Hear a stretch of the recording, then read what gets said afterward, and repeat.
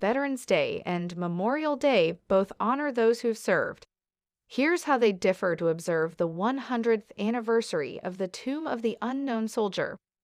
Former Sentinels are joined by the ceremonial unit of the U.S. Capitol Police for a flag-folding observance at the Capitol in Washington on Wednesday. The special flag was flown over several American military cemeteries at World War I battle sites in France.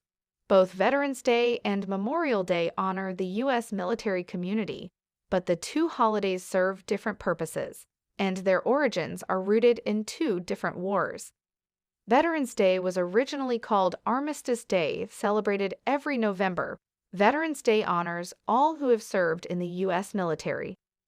The federal holiday is observed on Nov 11, the day World War I ended in 1918. A year later, President Woodrow Wilson celebrated what was originally known as Armistice Day for the first time. But it wasn't until 1938 that Congress recognized it as an official federal holiday. The holiday's name was changed to Veterans Day to honor the veterans of all wars the U.S. has fought. In France and elsewhere in Europe, the day continues to be known as Armistice Day. Veterans Day was actually celebrated in October for several years, though. The Uniform Holiday Act of 1968 moved the holiday from Nov 11 to the fourth Monday in October to ensure a long weekend for workers.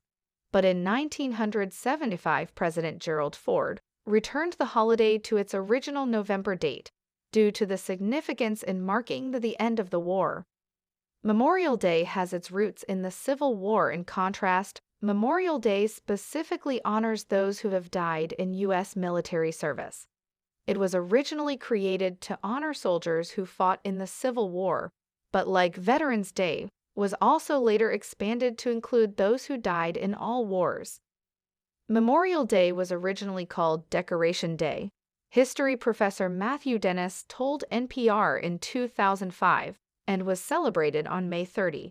It was the day when people decorated the graves of soldiers who died in the Civil War, both those who fought for the Union and for the Confederacy.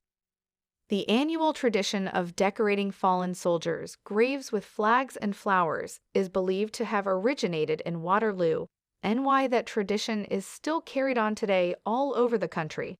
Almost a century later, in 1971, Congress switched the official holiday to the last Monday in May, according to the Department of Veterans Affairs.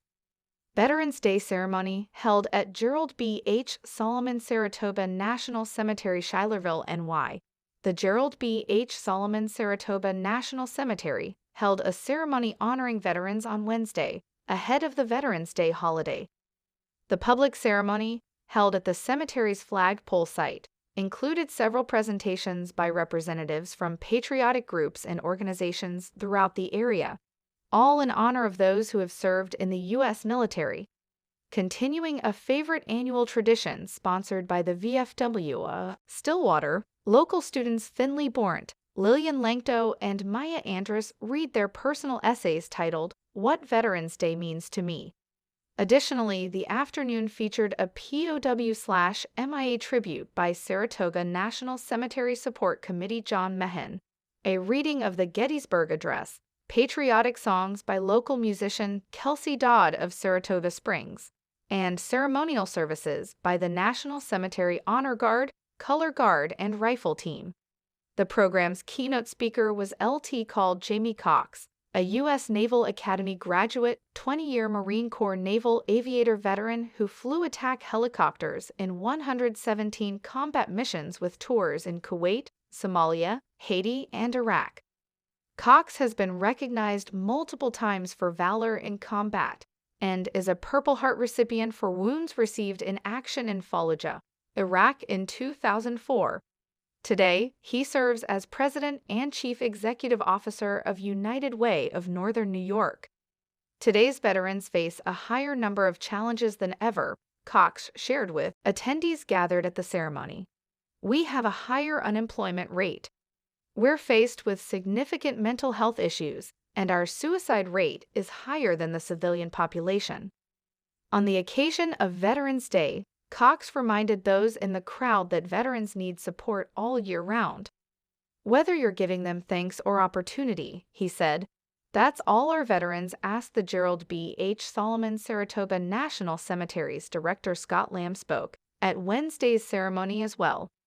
Today we are here to honor and commemorate the dead and the living, our fellow Americans, who in every war that this country was sent forth, have given testimony to their loyalty to their country and our shared American family, Lamb said, also reminding attendees to do this not only on Veterans Day, but every day.